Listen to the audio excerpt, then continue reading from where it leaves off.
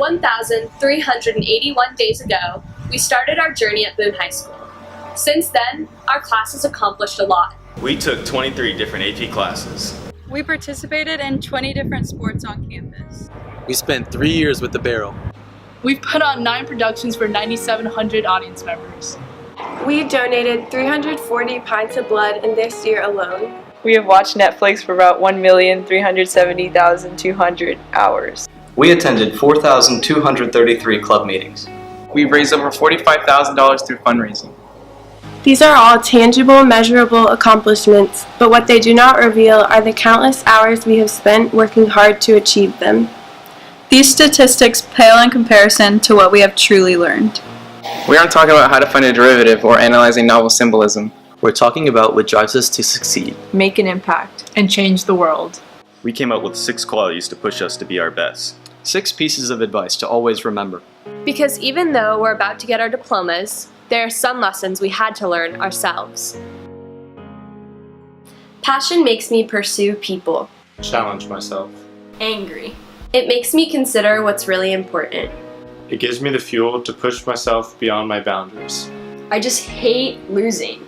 I hate it.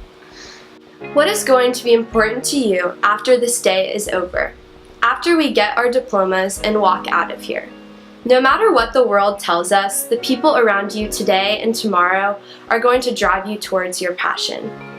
I've learned that you don't have to change the world to matter. You matter. You don't have to get approval from others to have worth, because you already matter.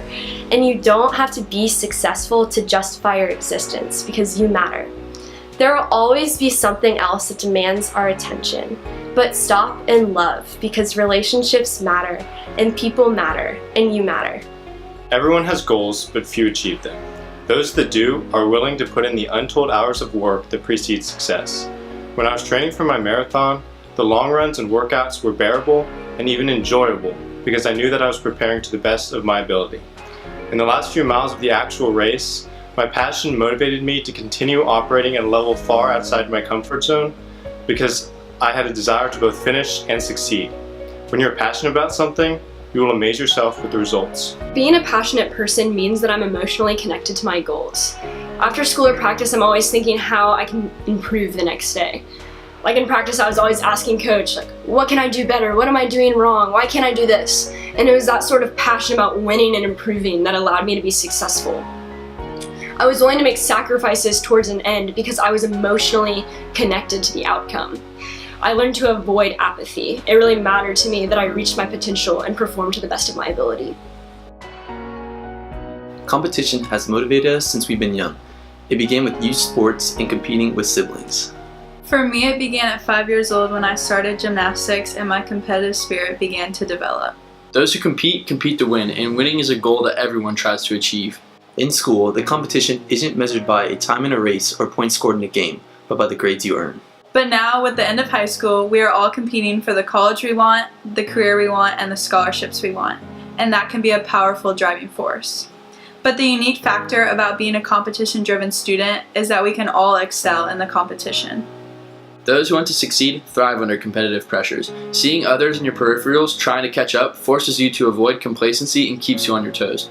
With multiple people striving for the same thing, it forces you to forge your own path and create your own clout. All of us strive in some way or another to be the best, but the competition starts within yourself. As Ric Flair says, to be the man, you gotta beat the man. I think we can all agree that our message is to never stop competing, never stop striving, because that sense of personal accomplishment stays with you forever. Joey Green once said the road to success is paved with failure.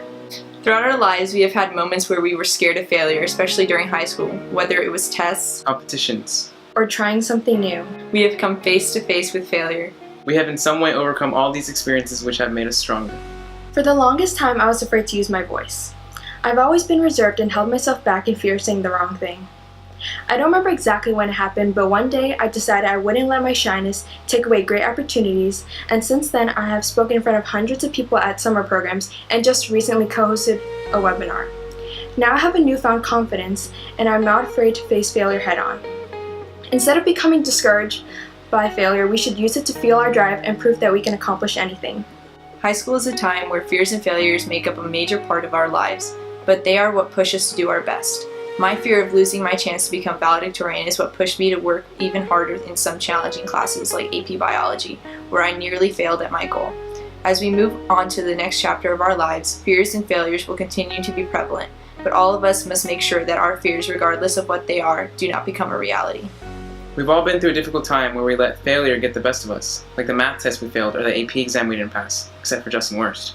Failure is just another setback in our lives that everyone experiences, so let's let our past failures inspire our future accomplishments. As valedictorians, we've had substantial success in the classroom during our 4 years at Boone. We've made names for ourselves through our academic achievements.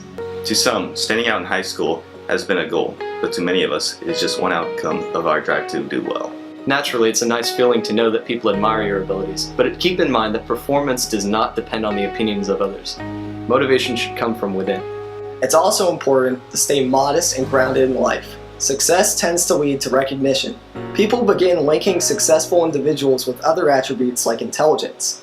While it feels nice to be considered smart, it's important to not be comparable to the negative stereotypes associated with smart people. Don't act stuck up or dismissive, and never brag about anything. Everyone has something that makes them stand out. For us, it's academics. But we're not just one-sided. Many of us are also athletes. Being talented in anything, whether it be school, music, or art, is all you need to do to stand out. Instead, use the talents you've been blessed with to help others. From Panera review sessions to calculus questions over Snap, I always wanted to be ready to assist my fellow students. After all, what's the point in being smart if you can't share that with others? Helping should be as fulfilling to yourself as it is to others. You should get just as much a kick out of seeing others succeed as you do seeing yourself succeed. Adversity is difficulty. These difficulties have helped us to become better students, friends, and people. We've all faced difficulties, and more lie ahead of us. It is our reaction to adversity, not the adversity itself, that determines how our lives will develop. During a season of adversity in my own life, my uncle gave me this valuable advice. All these things you are having to deal with are building your character and making you a better person, to be a better friend, and in the future, to be a better wife and a better mom. In other words, adversity is an opportunity for us to improve in order to better serve our community. I started my high school career with insecurities and refused to step outside my comfort zone. I participated in very few school activities and had a difficult time holding conversations with anyone. However, as I began to accept myself and come to terms with my sexuality, my reservations about trying new things and meeting new people subsided. In a year, I befriended many people, gained leadership positions, won a district-wide award, was accepted to my dream school, and I've never been happier. Despite the inner turmoil I faced in my early high school years, I succeeded. There are many of you in the audience who have faced adversity yourselves and have prospered in the face of it.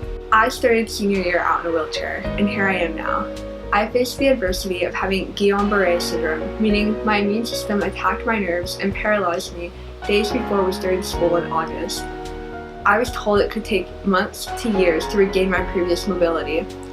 I couldn't walk, smile, or even get up off the couch without help.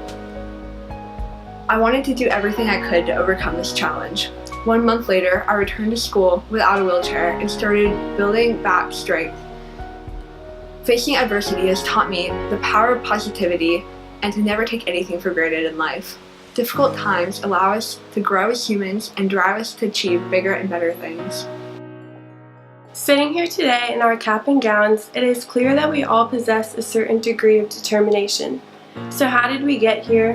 What is our strategy in attaining success? My whole life, it has been a personal mission of mine to put all of my effort into my commitments. In high school, that meant working on a project every day for weeks so that I didn't have to worry about it on the day that it was due. But other times, it was resolving to stay up all night after I procrastinated on a project because I knew I had to get it done.